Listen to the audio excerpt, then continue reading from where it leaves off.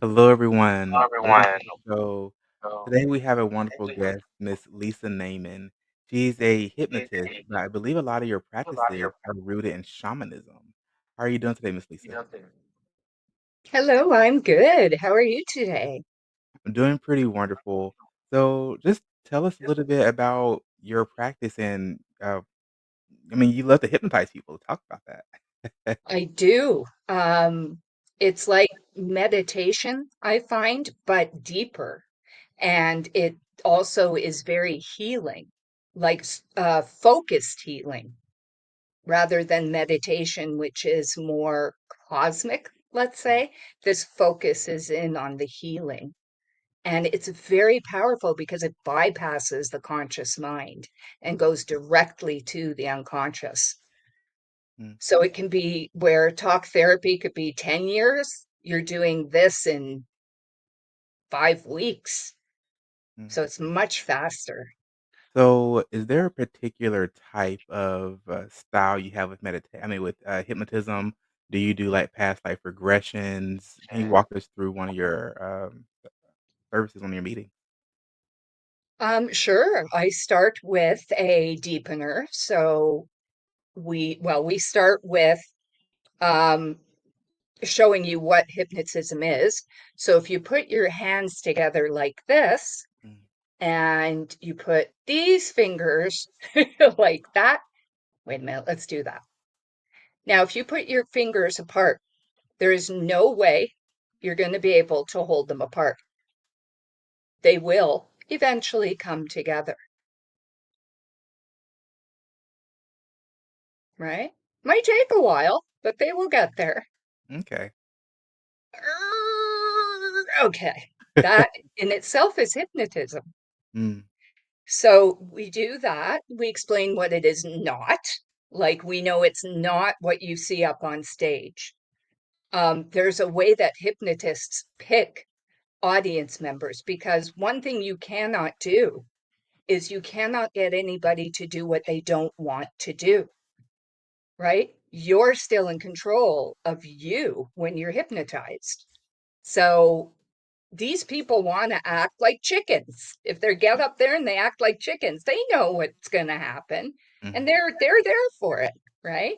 So it's none of that. It's more a deepening where you get to relax and just get, into the moment. And then we have the hypnosis and the words that are going to retrain the unconscious mind. And then we come out of it mm. refreshed and ready to go. It, So, does that mean you mostly practice in planting subconscious suggestions into people? yes, yes. Subconscious suggestions that they want suggested to them. So if we have an unconscious limiting belief from when we're a child and we want to get rid of that, we can suggest that that no longer works for us. Let's move on. And it's just way faster than any other method that I know of to change that limiting belief. Mm. How do you get people to how do you get people recognize to what the limiting recognize what beliefs the limiting are? beliefs are? There are ways. Sometimes it can just come to you, and you can see it a lot in actions. So if somebody's mean to someone, perhaps it helps to have a psychological background, which I do. So if somebody comes and is mean to someone, there's a limiting belief there. So what is that limiting? But why are you mean to that person? Well, because when I was a child, somebody was mean to me and I learned to be mean first. And that's a limiting belief right there. Interesting. So, when you have somebody that doesn't really know how to make that connection with themselves to find what the limiting belief is, are there some steps that they do prior to coming to you? Is there like a questionnaire that you help them fill out to really get to the root of Absolutely. it? Absolutely. The thing is too, I'm very spiritual, and so people usually come to me with a base of, "I want to heal." So they already know a bit about what's going on with them, because we know in spirituality, in my spiritual beliefs, that we heal ourselves. So they know that's what they're there for. So they'll have some idea before they come. And yes, there are definitely questionnaires. Yeah. So, when people come to you for healing, is there any common thread or common theme that you tend to see in most people? Like, what area in people's lives need the most healing? Ooh. Um, right now, I'd say probably relationships. Mm, Yeah, that's interesting. a Why do big you think one that for is? people. Why do you Why? Yeah. Ooh.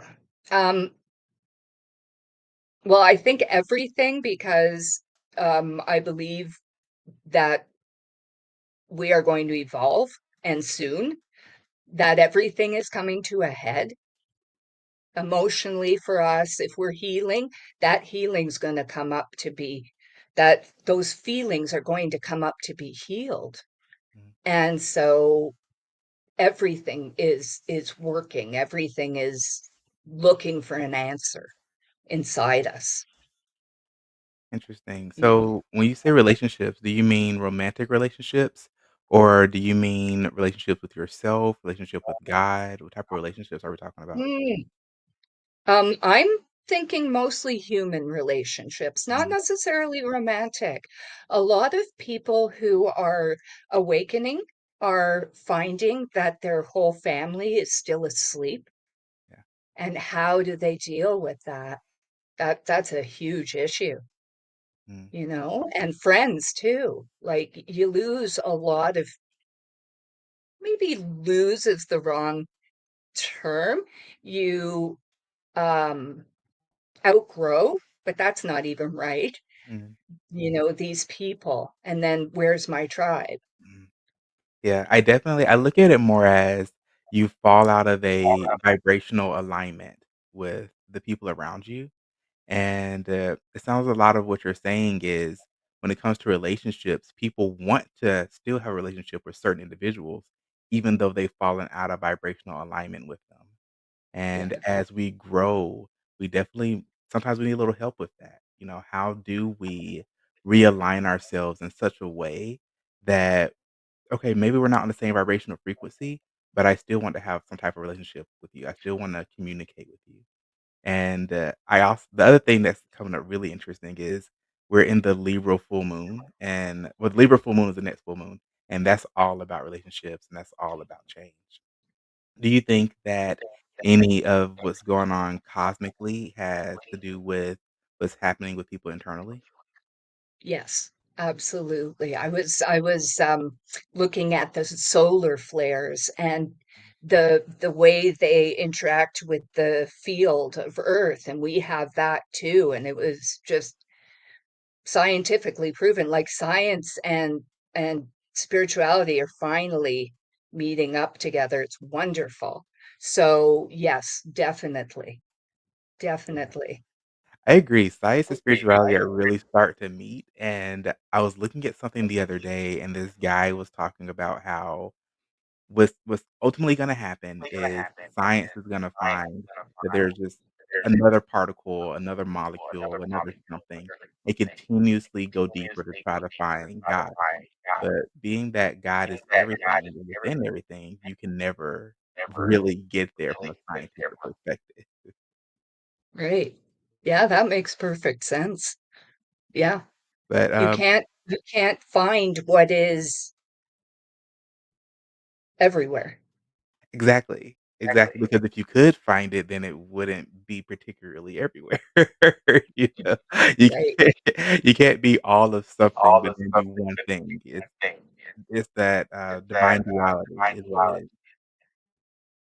But diving back into your practices with hypnotism, have you ever had an instance where someone, um, brings up something from their past life while hypnotized? I do a lot of reading with Dolores Cannon's books. So, I this have one right here. Yes, love her. I do. Um, I do past life regression in my shamanic life coaching. mm, I do Akashic records. So, I have never had that happen, no, but I do have an avenue to explore past lives if need be. Yeah. mm, interesting. So, in um all of your hypnotism and all of your past life regressions, what's been one situation that really stood out to you? Um, this woman came to me with um there it was a fear of something, and I could tell, trying to remember, it had to do with a fire. And we did a past life regression where she was a child in, like, I think the late 1800s, and she had lit her village on fire. And the interesting thing is, with past life regressions, people need to know they are not responsible in this life for what happened in another life. Because she was like, "What do I do now? Oh my God." And I'm like, Calm down. It's okay. You learn and you grow and you heal that part of yourself. And that's all you need to do." Mm. How do you well, 1, why do you think we carry on that trauma through lifetimes? Because there's a lesson to be learned. It's always about lessons, So most definitely. when you carry that trauma, does that mean that the lesson wasn't learned previously? Correct. Yeah. I think she died in that fire, so there was no growing up or learning there. So she had to bring it into another life to heal it. Yeah. Oh. So when you're healing that and that regression, do you just tell the client that they can just let it go? And if so, in what way did they learn the lesson? That's the thing. What is the lesson to be learned here? And they'll know what it is, usually. I'm not to tell them, they're to tell me. So, what do you think the lesson is? And we know if she's got it or he's got it right, they're going to be like, oh, weight's lifted, right? And then we know dead on. Wow. When did you get started doing all this? My in my 20s, I did my BA in psychology, and it was like, this isn't, I want to go more spiritual. So then I found shamanic life coaching, and I was like, there's still something missing. And so I took neurolinguistic programming and hypnotism, and that that did it for me. I've had a couple people talk about neurolinguistic programming. Can you explain what that is? Again, it's a process that bypasses the conscious mind to work directly with the unconscious. It's based on your imagination, basically, pictures, emotions. So um, you have a problem and you have the emotion. So we're going to take, what does that picture look like to you of that problem? When you first started having it, what was the picture? Then we're going to change the picture. Mhm, And now we have the picture of what you want to get rid of and the picture of what you want instead. And we're going to change it to the one you want instead. So the one you get rid of is gone. mhm. So, basically what it is for whatever reason, imagine you have this cup and there's a negative connotation to the cup. You help that person to redefine that within themselves and say, "You don't have to be afraid of this, it's positive," and then that's the actual neurolinguistic programming. You're literally Right, changing their definition of what one thing means on an emotional, spiritual level. correct, and, directly with the unconscious mind. Mhm. Yeah, and there's other processes in there too, but that's just one of them. Hmm, Yeah. interesting. So we're gonna take a really quick commercial break, but I definitely wanna dive a little bit more deeply into the unconscious mind.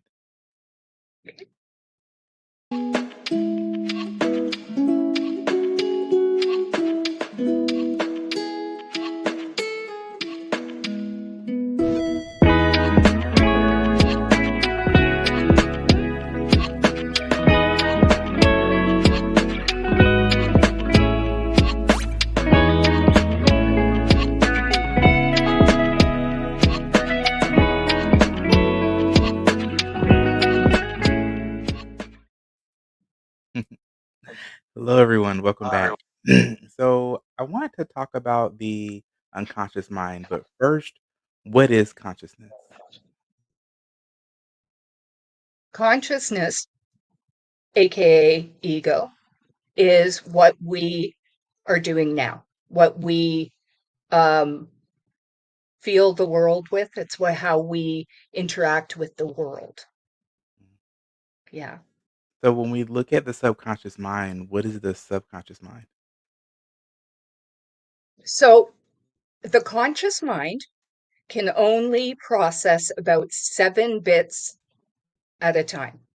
So if we want to take a thought out of our minds, just keep adding thoughts and then it'll just drop off. The unconscious mind remembers absolutely everything from our whole lives. It's like our personal Akashic records. And it also helps us. The limiting beliefs we have were put there to help us when we were children. But now that we've grown up, they have become limiting. So our unconscious mind, like spirit, actually works for us, not against us. And it processes every bit of information. That's probably billions in a day, bits of information. Who placed these limiting beliefs on us as children? Okay, I want to say we did, but what happens is like an example, your mother says, be quiet. So, and this is a pattern.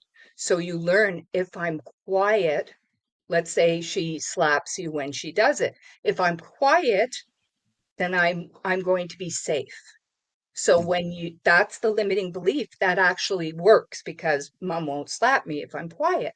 Now, as we get older, we don't speak up for ourselves. And then it becomes a limiting belief because we need to advocate for ourselves. But if I'm quiet, nobody's going to hurt me. mm. Interesting. I feel like a lot of I don't know about the current generation at all, as if I'm like that much older, but I feel like a lot of us were brought up with children were meant to be seen and not heard. And that can be very detrimental on a child, especially when you become into an adult, 'cause it's hard to find your own voice. So, when you're trying to work through that in your subconscious no, I don't wanna go there. I really wanna dive into you mentioned the subconscious being kind of like the Akashic records. In what way? That it stores every bit of information that you see in your lifetime, Mhm. right? And So that's what the Akashic Records does, but it does it over all lifetimes. So when we look at the Akashic records, and a lot of people think about it in terms of like a library, would you say that one's subconsciousness is just a book out of that library? Yes, exactly.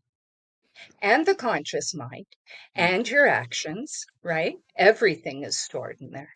And the lessons you're to learn and what you choose the lessons to be before you come here. mm. So how does one enter the into the Akashic records?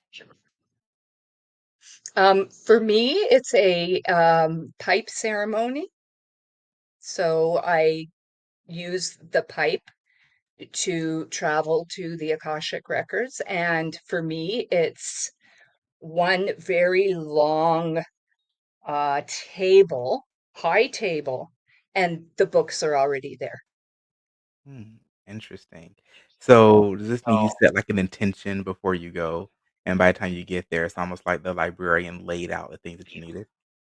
Absolutely. Yes. Yes. We're going to say, okay, this is what we want to know. Is this a past life incident? And can we see it? And how many past lives? Mm. Because, you can go through 50 past lives holding this. And now we're going to deal with it. So you'll have 50 books on the table. It's So never been that many, but that's the point. so do you have time to go through and, I'll say, read all the books, or how does that work? Do you just pick one up and Um, intuitively know? yes, I will pick up the book where it originated, where the problem originated. That'll be the book I want to look at so we can fix the problem and then it'll be fixed in all the past lives. Mm. What Yes, about, because go ahead. go because in spirit, there's no time. So and this is also, I also do timeline therapy. Oh, I love that. It's the same thing. There's no time. So when you fix something that was a past life, all the lives, past, present, and future, are going to benefit from that. Well, that answers my next question. 'Cause I was gonna say, "Well, what about future lives?" Absolutely. Absolutely. So, have you ever had the opportunity to meet one of the custodians or the keepers of the library? No, but I love being there because it's God energy and it's so blissful. It's lovely energy there. What is God energy? Sorry? What is God energy? Um, love, comfort, light, joy. Yeah. I love that. I love whenever people explain God. It's always just these it's never sentences. No, there is none there. Most definitely not. I think that's one of the reasons that God has shattered into billions of pieces because it wanted to experience itself and the negative as well as the positive. And we don't even know if that's the only emotions. That's the only emotions on earth, right? Right, There yeah. No, could be other ones. I 100% agree with you. I tell people that, um, positive and negative, good and bad are more a matter of perspective, Yeah. especially, like, when you look at things in terms of war. Personally, I think that all war is unnecessary, but depending on what side you're on, either good or bad. Yeah. Absolutely. I agree with you. All war is absolutely unnecessary. Um, and that you can take that a step further to people. When you get into the, for lack of a better term, God space, and you look at it from such a high vantage point, it's all experience. And you see that the people hurting the most are just this big onion, and inside there is still God. It's just taking off the layers. I 100% agree with you. That's really just the purpose of what we try to do here is pull back the layers and go a little bit deeper into what is life, what is spirituality, and how can we get closer to God, and how can we help others get closer to God? Yeah, absolutely. But we only have about a minute or so left. Is there anything you wanna leave the audience before we log out? I will tell you, I have a Facebook group called Thriving Beyond the Dark Night of the Soul. So I help people who are in the dark night of the soul to come out of that and to help them grow and learn why they are there. So important. And I just help people heal. And thank you very much for having me. This has been awesome. Awesome. Thank you, Miss Lisa, for coming on. And thank you, everybody, for watching this episode of Onion Soup. Have a great one. I'll see you guys in the next one. Bye. Bye.